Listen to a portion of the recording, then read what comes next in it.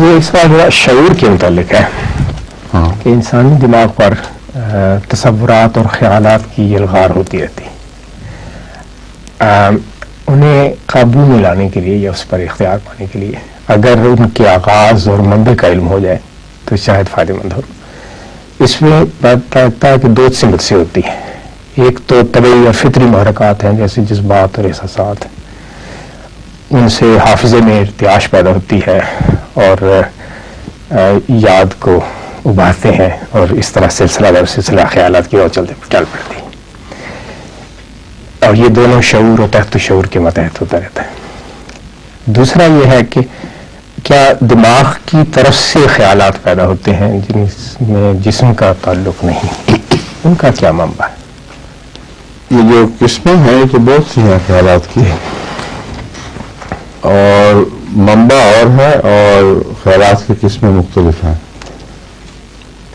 خیالات کی قسموں میں تفکرات ہیں،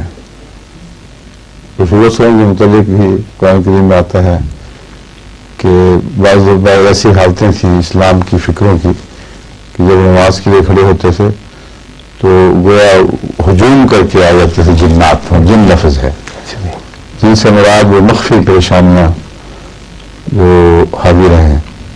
اور پھر کوشش کر کے ان کو جھاڑنا پڑتا تھا۔ تو کچھ لوگوں کی ذاتی فکریں ہوتی ہیں، کچھ غم لگ جاتے ہیں جو بار بار حملہ کرتے ہیں، کچھ نفسانی خواہشات ہیں، کچھ وقتی دلچسپیاں ہیں۔ تو جہاں تک آنے کا رخ ہے تو ایک نہیں، وہ تو بہت سے رخ ہیں جہاں سے یہ چیزیں ہجوم کرتی ہیں، دروازے الگ الگ ہیں، مگر جو منبع ہے وہ انسانی شعور ہے، اصل اس کی دلی تمنا، اس کی خواہش۔ اور انسان چونکہ نفس حد سے زیادہ انا کے دائرے میں رہتا ہے، انا سے متاثر ہوتا ہے، اس لیے انا کی قسمیں تو نیک و بد کے لحاظ سے مختلف ہو سکتی ہیں، اور انا کی طاقت اپنی جگہ ہے۔ تو رسول اللہ صلی اللہ علیہ وسلم کے اوپر اگر دینی تفکرات ہجوم کرتے ہیں تو آپ کی انا کا دین سے تعلق ہے، اور اصل انا ہی ہے جس کو صدمہ پہنچا ہے۔ اور دنیا والوں کو اگر دنیا کے تفکرات کم کرتے ہیں تو وہ بھی انا ہی ہے، مگر بد انا ہے۔ تو اپنی انانیت کو محفوظ کرنا سب سے پہلا کام ہے۔ اور جب رسول سے فرماتے ہیں کہ میرا شیطان مسلمان ہو گیا ہے تو مراد یہی ہے کہ میری انا میں اب کوئی بھی کجی نہیں رہی، اس کا رخ تمام تر اللہ کی طرف ہو گیا ہے، تمام طرف نیکی کی طرف ہو گیا ہے۔ اس لیے ہجوم جن خیالات کا بھی ہوگا اس کی بنا اگرچہ انا ہی ہے، مگر وہ نیک انا ہے، بد انا نہیں ہے۔ اور جو نیک انا ہے اس میں عام طور پر لوگ کم ملوث ہوتے ہیں، اور بد ادا یا نیوٹرل انا کہہ لیں آپ اس کو، وہ زیادہ تر حاوی رہتی ہے انسان پر۔ مثلا میں نے کئی دفعہ خطبوں میں اس کی تفصیل بیان کی ہے، ایک بچہ ہے معصوم ہے، اس کو بد انا کی بحث نہیں ڈالا جا سکتا، مگر اس کو کرکٹ کا شوق ہے، کرکٹ کی کمنٹری آ رہی ہے، اور وہ نماز پڑھنے جائے گا تو نماز میں یہ سوچا ہے کہ ماجد میں کتنے چھکے لگائے، ظہور میں کیا کیا، وغیرہ وغیرہ،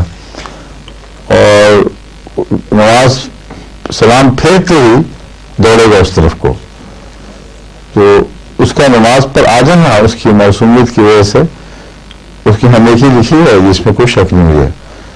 مگر نماز کے خراب ہو جانے پر بھی کوئی شک نہیں۔ وہ اس نماز کو پھل سے بھر سکتا تھا مگر محروم رہا۔ تو انا کی دلچسپی کی بحث ہے ساری، جس چیز میں اس کی دلچسپی ہوگی وہ جسم پہ قبضہ کر لے گی،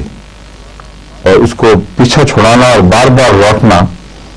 یہ ایک مشکل کام ہے۔ اس لیے یہ جو شعور تحت شعور کی بحث ایک یوں فلسفیانہ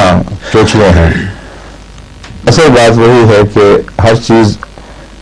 کی، ہر انسان کی دلچسپی ایک معین وقت میں واضح اور قطعی ہوتی ہے۔ اس وقت اس پر ان خیالات کا غلبہ ہوگا جو اس کی دلچسپی کے تقاضے ہیں، اور بار بار گھوم گھوم کر وہی چیزیں آئیں گی ذہن میں. اس لیے ان پر نگران رہنا، اور خصوصیت سے مناسب ہو تو ان پر نگران رہنا، یہ وہ جملے جو ہوگا جس کو حضرت مسرور فرماتے ہیں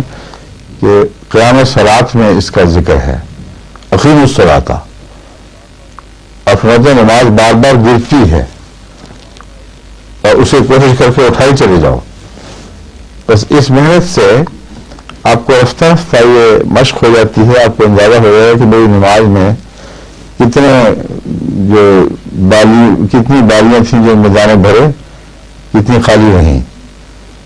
اور جتنے زیادہ آپ اپنی نماز میں ذکر الہی کے دانے بھریں گے واقعتاً، اتنا ہی کامیاب نماز کہلائے گی. اس لیے نماز میں جو فرق ہے نا، فلاں کی نماز اور فلاں کی نماز اور، اس کا بنیادی طور پر یہی اس کی پہچان ہے کہ کون شخص نماز میں کلیتاً تمام تر خدا کے لیے ہو کر مسلسل اسی میں رہتا ہے، کوئی لمحہ بھی اس سے ہٹتا نہیں. اس کا یہ مطلب ہے کہ اس کی انا تمام تر اللہ کے لیے ہو چکی ہے، اس کے بغیر ہو نہیں سکتا. اور جتنا کوئی انسان باریکی سے اپنا مطالعہ کر سکے اس کو قطعی جواب ملے گا جس میں کبھی غلطی نہیں ہوگی کہ میں کتنا ہو چکا ہوں اور کتنا باقی ہوں. اور یہ عمر بھر کی کوشش نماز کو قائم کرنا، یہ اللہ تعالیٰ کے فضل کے ساتھ انسان کو مسلسل بہتری کی طرف لے کے جاتی ہے. ٹھیک ہے، سنائیے.